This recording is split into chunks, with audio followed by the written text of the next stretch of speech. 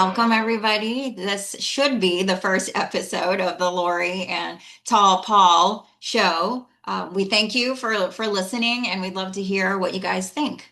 Uh, One of the things that I wanted to start out with, and I already talked to Paul about this a little bit, is I wanted to say like how we got connected and how this podcast came to life, and it was through LinkedIn, which is a tool that I absolutely believe in. But what I love most about how Paul and I connected was that it was through networking, of course, right? Reading a like-minded article, if you will, like my newsletter. He read my newsletter, but it was about having the same values, I think, right? Certain things resonated, that Hmm. I was talking about that Paul felt, I guess, or we had in common. And so we reach out to each other, and then this just sort of happened. So I'm excited for it. I'm, looking forward to what is next. So Well, Paul, if I can add to that real quick, yes, the way it came about was we were talking to each other. We set up a meeting, talked to each other about a separate topic. And then at the end of the meeting, you said, my kids keep telling me I should do video instead yes, of the newsletters. yes. And I was like, yeah, for years I've been telling myself, do video, get into video. And then I was like, well, let's just do it. Let's stop with all the excuses and let's be each other's, catalyst Yep. and let's get it done. And so here we are. Yes. And what I love about that, and I hope the people that listen to us, watch us, listen to us, will love about that is that you can start anything. You just got to get over that hump of either being afraid, being Mhm. hesitant, wanting everything to be perfect before you go at it. So here's our first go. That's right. Let's do it. Okay. We got So this. yes, we got this. So we're going to talk a little bit about change today to kind of go along with that theme, right? Change is scary, growing is scary. You know that you want to do it or should do it, but it's like, what do I do now, right? Or how do I Mhm. go about that? Mhm. And one of the things from my newsletter, Paul, that you specifically called out was what part of me is ready to grow, even Mhm. if the path isn't clear yet? Like you Oh man. brought that up right on Sure. LinkedIn, and it seemed to resonate. And I want to know why. Why did that resonate with you? Just you saying that right now hits me deep in the feels again. um, because sometimes you hear these phrases and you're like, gosh, that defines my life. Like that's it right there. That kind of describes me. And so when I read that phrase in your newsletter, that's what I felt is like that encapsulates what my life has been like up until this point and probably always will be, right? Um, and I think not a lot of people. So being comfortable, kind of jumping into something before you're ready, is not something everybody is comfortable with, right? Not everybody's kind of built that way. Where I work right now, we just recently did a personality test, and some of my top three traits were positivity, learning, and strategy, right? And those three things kind of fit in with this concept of jumping before you really understand everything about what you're jumping into. Just because being a learner, you want to grow, right? That's kind of a natural part of who I am is I want to constantly grow. I want to constantly learn new things. And so I'm willing to take a step into the dark, just to see what's there and to see what challenges it brings or what successes I can have and um, see if it's the right move or not. Right. And we can always adjust. If it's not the right move, we can always adjust. You're right. And Sometimes. I like how you said that about stepping into the dark, right? Mhm. Because sometimes you bump into things in the Mhm. dark, right? Or maybe you open one door and it's not the right door. Like maybe you're looking for the bathroom and you open the closet door instead.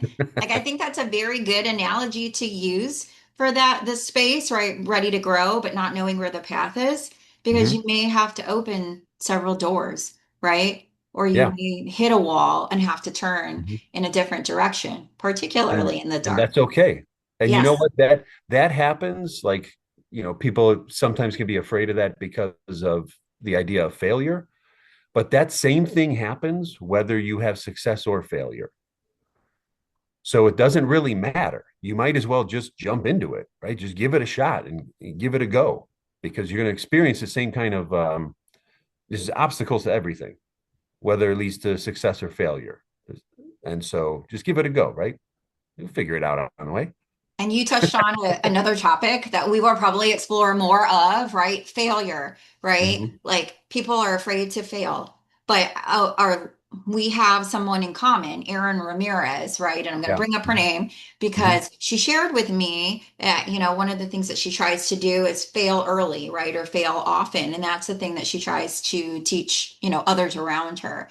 And I have taken that. And it sounds like you have also taken something similar. Like it's okay to fail, right? And you Mhm. have to fail in order to succeed, right?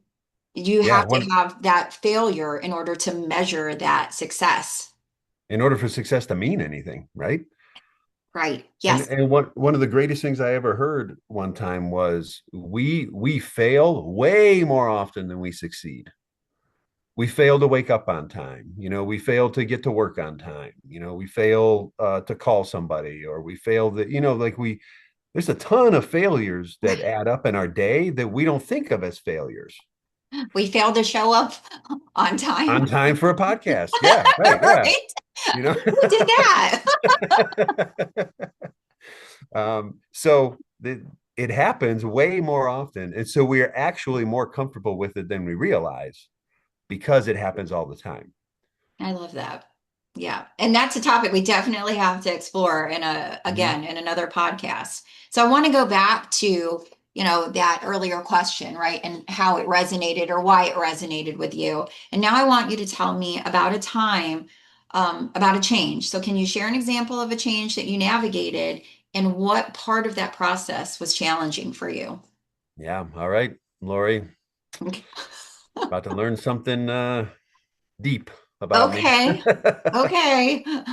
Okay, so the biggest change in my life, and I'm so not trying to bring the podcast down or anything, but the biggest change in my life came when so I have two older sisters, and my oldest sister Terry, she lived in Michigan, um, addict, a lot of problems, um, married, two kids, and apparently they were having some issues with drug dealer demanding money.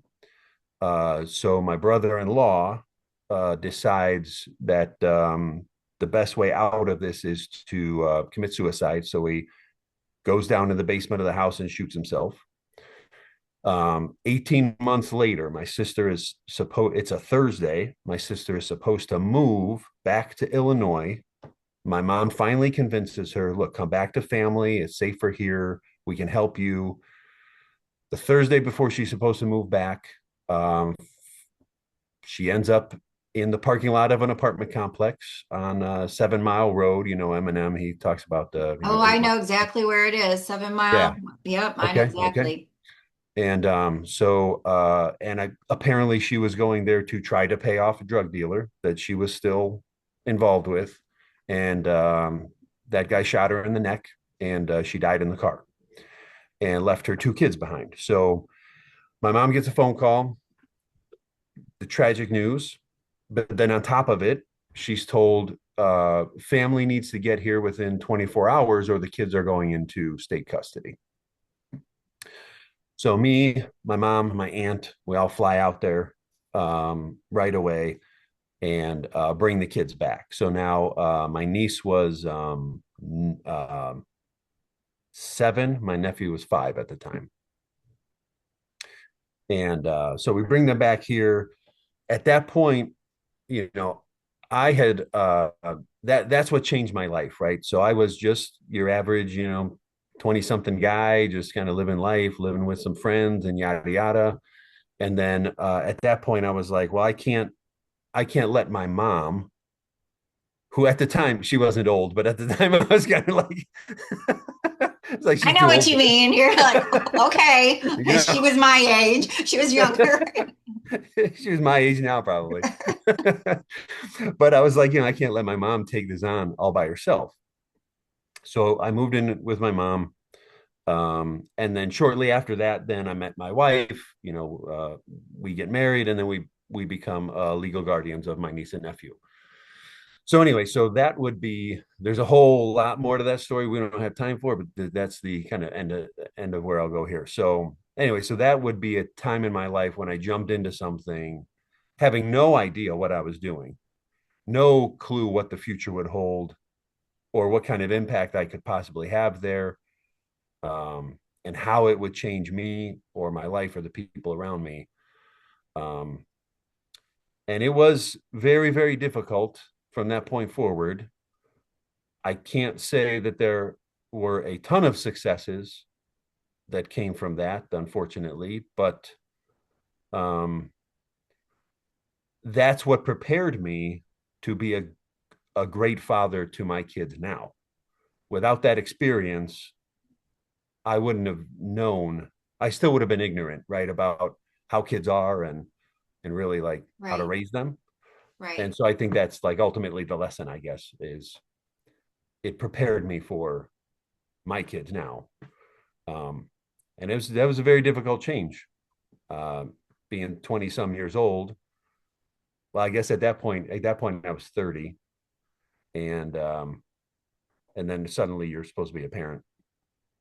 Well, and so the change that you shared, many of us don't think about it this way, but the change that you shared was your sister dying, then you're Mm-hmm. losing a sibling, right? Regardless of relationship, right? You're losing a sibling, you're becoming a father, Mm-hmm. right? A parent to children you were not expecting to be children to, and then you got married somewhere in that scheme. So Right. those are three things that were changes, right? So that's Yeah. a whole lot of change, and I like that story. I know we don't want to, take up too much time here, but I really like that story because that's what I want to talk about, right? Change is everywhere. Mm-hmm. Change isn't just I changed my hair color or my hairstyle or I changed my job, right? It's really present in our lives. And it could be large change, really big change like that takes years to really get through, right? Yeah. To Mm-hmm. really settle through and get through it, or it could be something smaller. But I want this to be a space where people hear the change could be anywhere and it definitely impacts you, right? And how you manage it and go about it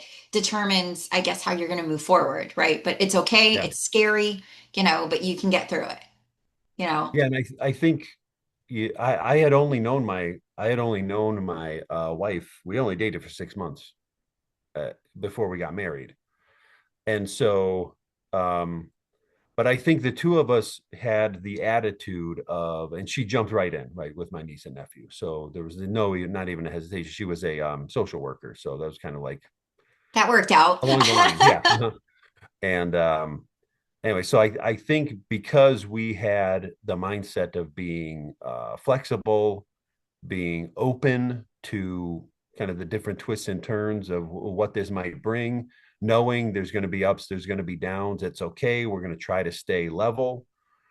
Um, and the sea might get stormy, but if we stay in the center of the boat, you know, and we keep the sails up, then eventually we'll get through it. Right. Yeah. Wow, that's a big, so those were some really big changes, but thank you for sharing, Yeah. Paul. So let me ask you now. So this is a theme for you, not just in your life, but in your profession as well. So tell me, how did that all come about? Wow. I'm going to try to not make this a really long story, but I'm going to start with career first, I think, because that's really where I started to see how change is the overall theme for everything, right? So in my own career, I started in IT. First, I was in the military. I was a Mm-hmm. single mom, right? I got out of the military and then my career was mostly IT driven. And while I was in IT, I recognized that I had a passion or a knack for like customer service. And I really cared more about that piece, right? So after 4 years or so, I shifted into a different space, right? To where I was more customer centered. And it was about the services that I brought to the different business units in our organization. So that was one change. And I now had to Okay. work at a different place, okay, a different spot. So I had to change how I worked with the people at my company. Then I moved on to a different type of role that was more focused on like training, right? Training other people, maybe developing other people. I moved into the space of being a team lead. That is also a change, right? Because you move from being the worker to leading other people. And that's a tough space to navigate, even Yep. if you think you know how to do it. right? Even if you Right. think you know how to do it. Like I'm a mom, right? I think I know how to lead people. It's totally different space, Uh-huh. right? When you have to lead other people, right? And Especially then people you were coworkers with, like kind of exactly. Yeah, friendly level. Yeah. that's a really difficult spot actually, and probably another topic Yeah. Mhm. for our podcast. But what really moved me into this space was when I became a Scrum Master, and which is a way of working in teams, right? You mostly hear it in software development, right? Engineers use it a lot. It's how you develop software, but it can be used in any space, right? And what Scrum is, it's a framework of how you work together as a team. There's a lot of change with Scrum, Mhm. right? Because Mhm. your mindset has to change, like you shift how you think, how you see your team, how you work together. And as I got exposed to that, it moved me into a space of leadership coaching. So it sounds like I'm all over the place, but I was. I grew circularly, right? Like Right. full. And then when Mhm. I became in that space of change management and Scrum, that's when I became a coach for the entire organization. And what I recognized in all of these spaces was that everything was about change, Mhm. right? It was Got it. about introduction to something new in the organization. It was about a new program, right? Maybe it's even new team members coming on, right? Or it's a new product that you're supporting. But it's like every path that I've been in, there's change that's been involved, Mhm. right? And Mhm. when I left the corporate space to start my own business, that was a huge change for me, right? That's a entire career transition, and I recognized, okay, I just left my job at the best point of my career, right? I started my own business. I have no idea what I'm doing. It's scary, scary, exciting, but scary. I moved to a different state where I know nobody. I moved from Michigan Uh-huh. to Virginia. I know nobody, right? And then I left my oldest son behind in Michigan, which Oh you might be man. like, okay, but that for me was like, oh my God, I left my That'd be child, tough. back home. Yeah. So those were really large themes that stood out to me that I Mhm. was like, suffered or experienced change without really even thinking about that in the last several Mhm. years, right? The move to another state, starting my own business, navigating that career change and even just family dynamic. And that's when I was like, everything evolves around change, revolves Always. around change, Ever right? present. Ever present. Yep. And I've noticed it's hard. And because Mhm. it's hard, people are scared. Change Right. is scary to people. So let me ask you this. So in your coaching, how how do you convince people that they don't need to be afraid of change? Wow, it's a powerful question.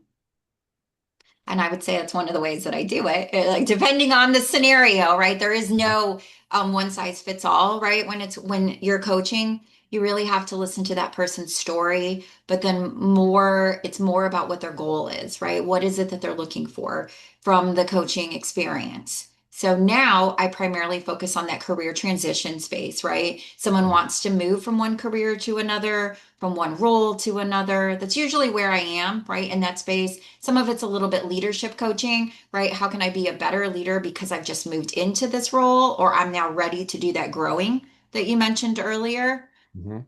But how do I convince them? I would be honest with you. Like one of the ways that I do that is I show them what's the consequence if you don't. Right. Okay. I usually start with that question.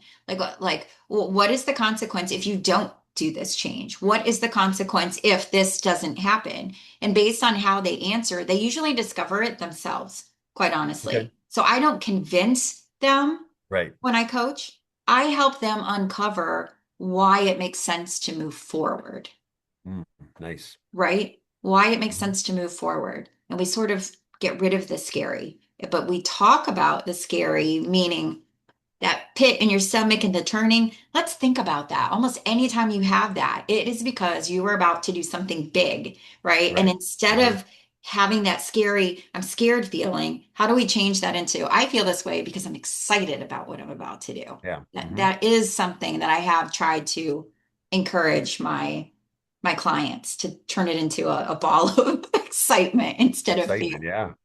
I had heard somebody say that um the body's fight, flight, or what's the other one? Fight, flight, or freeze. And so of course, your brain is geared to keep you safe. And so when you're confronted with change and you get that feeling, you have to understand that that is a natural reaction of your brain. That's not necessarily the thing you should follow. It's just your brain giving its natural reaction to potential change and saying, this is not probably not good. That doesn't mean it's not good.